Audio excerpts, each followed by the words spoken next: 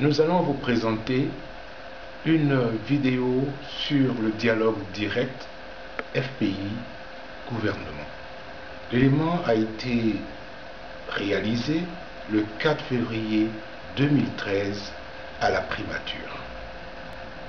Merci.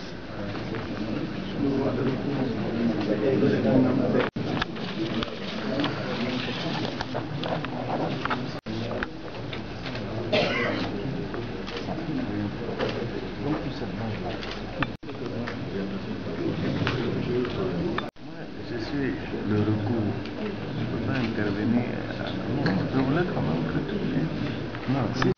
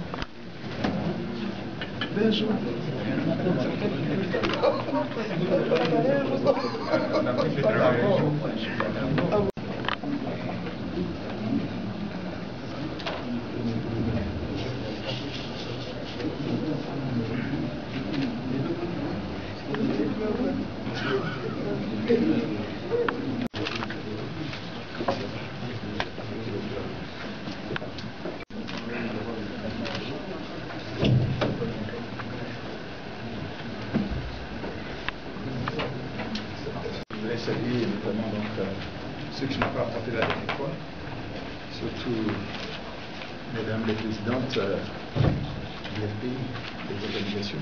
En tout cas, bienvenue. Voilà.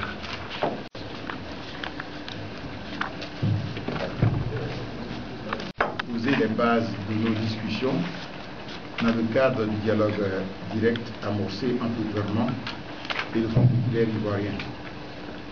Moins de 15 jours après, nous voici réunis pour livrer les conclusions des discussions qui, entre-temps, ont réuni le gouvernement et l'FPI à la même table. Comme nous avions déjà eu l'occasion de le dire, nous attachons du prix à la consolidation de la confiance entre le pouvoir et les différents acteurs politiques, parmi lesquels l'opposition tient une place importante. Si plein de chaleur et de fraternité que vous venez de livrer, je voudrais, à mon tour et au nom du Front populaire ivoirien,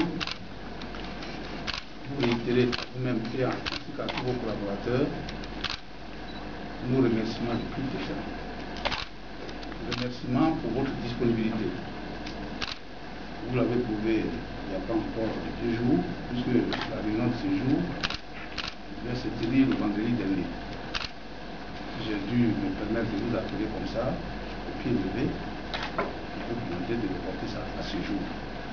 Vous n'avez pas fait de difficulté, vous avez accédé à notre requête. Question sécuritaire. La commission numéro 2, jeu démocratique.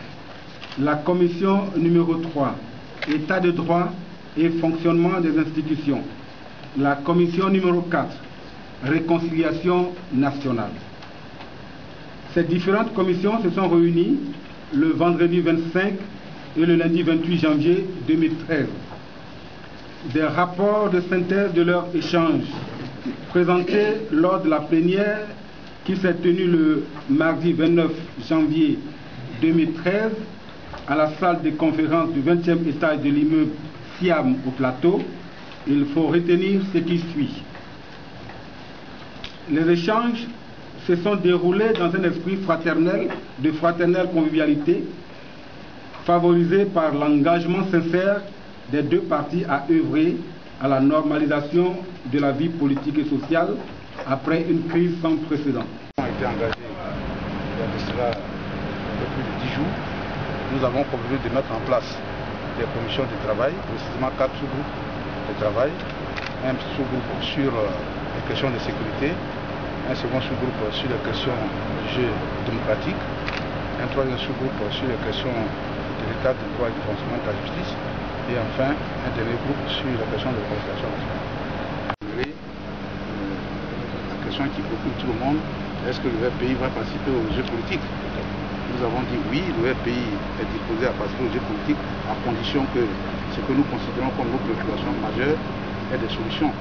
Et donc tout dépend de la volonté politique du gouvernement.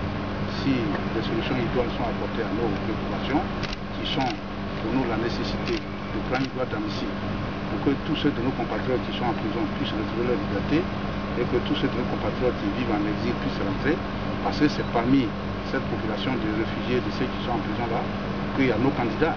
Et la plupart de ces compatriotes qui sont à l'extérieur ou en prison, tout le monde sait que ce sont des militants du Front populaire ivoirien de la Côte d'Ivoire, qu'il y a eu une rencontre au sommet, comme cela s'est fait dans d'autres pays qui nous servent de point de référence, comme l'Afrique du Sud par exemple. Il a fallu que Frédéric Leclerc et Mandela se retrouvent, qui s'accordent pour dire que oui, nous devons aller à la paix, que tout ça rejaillit sur la population sud-africaine. C'est ce que nous avons souhaité, et nous avons demandé au gouvernement de se pencher sur ces questions-là. Nous avons posé aussi le problème de revoir la CEI, puisque selon les termes, la CEI est fort grosse. Il faut mettre en place une nouvelle CEI qui fasse en sorte que tous les acteurs politiques aient confiance. Il y a aussi l'avancée en question de la sécurité.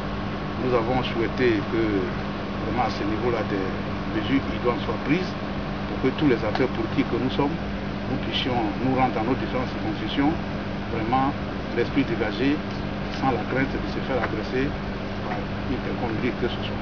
C'est un problème qui préoccupe tout l'ensemble des Ivoiriens. Il y a des avancées. Nous avons indiqué donc, à nos frères du FPI ces avancées-là. Et nous avons indiqué que nous allons poursuivre l'amélioration de la situation.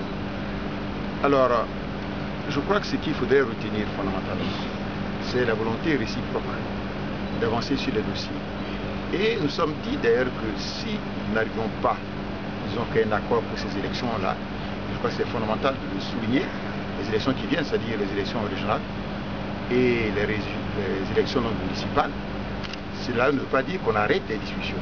Nous allons continuer ces discussions parce que ce qui importe, c'est la normalisation de la vie politique. C'est ça, je crois qu'il faudrait retenir. Donc, allez, sur le coup là,